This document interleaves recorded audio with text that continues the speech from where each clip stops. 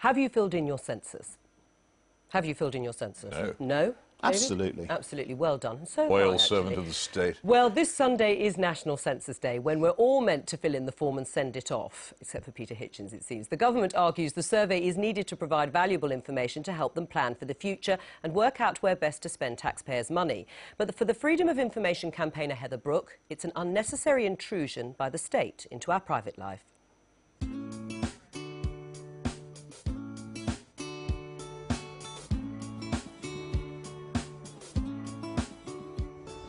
This is the census, and we've all received one of these in the post. We've got until March 27th to fill it out. If we don't fill it out, it's a criminal offence and we can be fined by the government.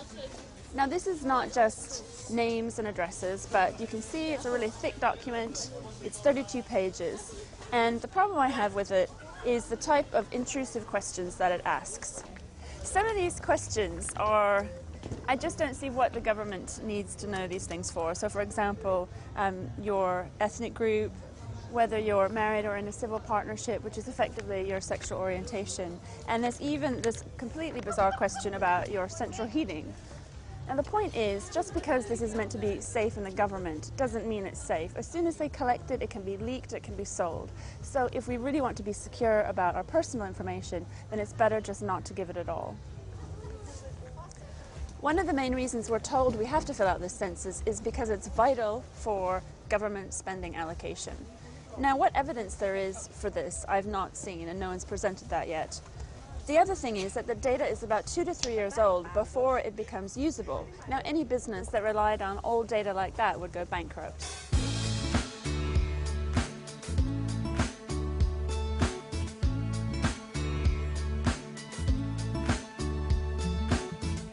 This census is costing over £300 million, and that's public money. But is this a public resource? Well, I don't think it is, because in fact, members of the public can't see the results of this census for over 100 years.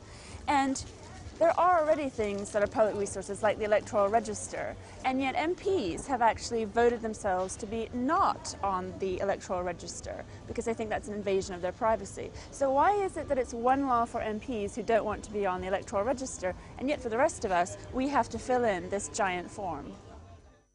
And Heather Brooke is with us now. Hello, welcome to the programme. I mean, are you actually advising people not to fill in this form and then break the law?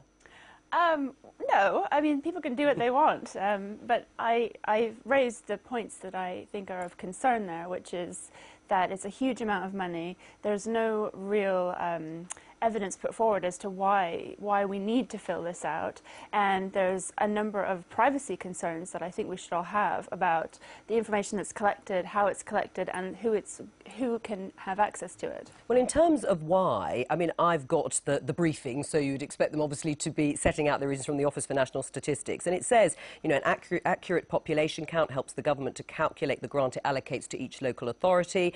You know, the data collected and analysed is used by health and social services, information about housing and so on and so forth. I mean, it seems to have a fairly good basis for why that information is important, because regions around the country then have money allocated to them based on that.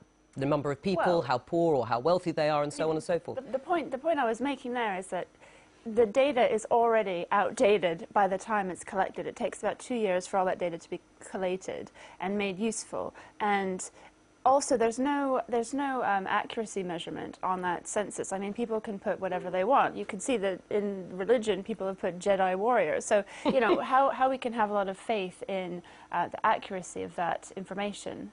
Is it, though, I mean, you say it's an intrusion and you're worried about how it's stored, but do you actually mind the fact that that sort of information, bar a couple of the questions that you think are too intrusive, that the information could play an important role in terms of government trying to assess the population, the makeup of it, and social and economic conditions? What my concern always is about what I'd call information asymmetry. It's where the government gets to know information that the rest of us don't have access to. And it's where we don't have any control over our own personal information. So, in principle, no, I'm not against information being out there, but I think what we need to have we need more detail about why is the government collecting this, who is going to have access to it, is it right that Lockheed Martin has access to it, but not the British public? I mean, David Orange, there's a point there. I mean, you know, by the time it's collated, it's 2-3 years out of date. You know, the fact it is expensive, and what, you know... By far and away, Heather's strongest point, in my opinion, is the last point about who has access to it and whether or not there's a sufficient explanation. There are loads of academics sitting out there at the moment and people who have to be involved in resource allocation hitting their hands against their heads saying, for heaven's sake, this kind of information is the most useful we can get on who the British really are at any one time. And if you want to try and plan what it is that we've got to do, even if it is 2 years out of date, it still gives you a very big trend idea from the last census, and the census following will give you even further trend information, so you'll see where the population is going.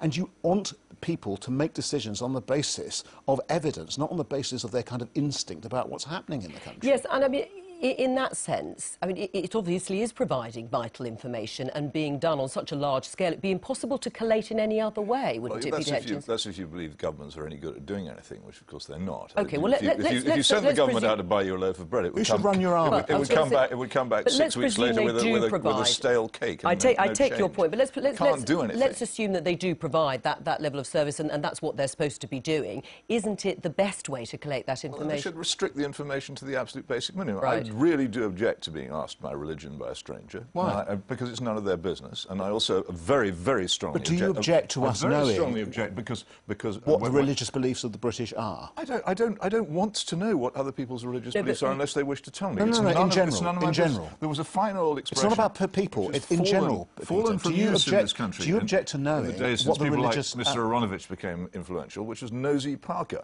It was a common expression of discontented people who poke their noses into other people's business. They can know how many of us there are. They absolutely shouldn't be asking questions about our ethnic origin. What exactly is something the in me purpose? absolutely revolts against that. I mean, Heather's asking Really the purpose. Is the purpose from reading the information that I've had there from the ONS? The purpose of the information is in order to look at the makeup of the population. How many people are of a certain religion? How many people are of an ethnic minority? Because maybe it does help. Who wants to know?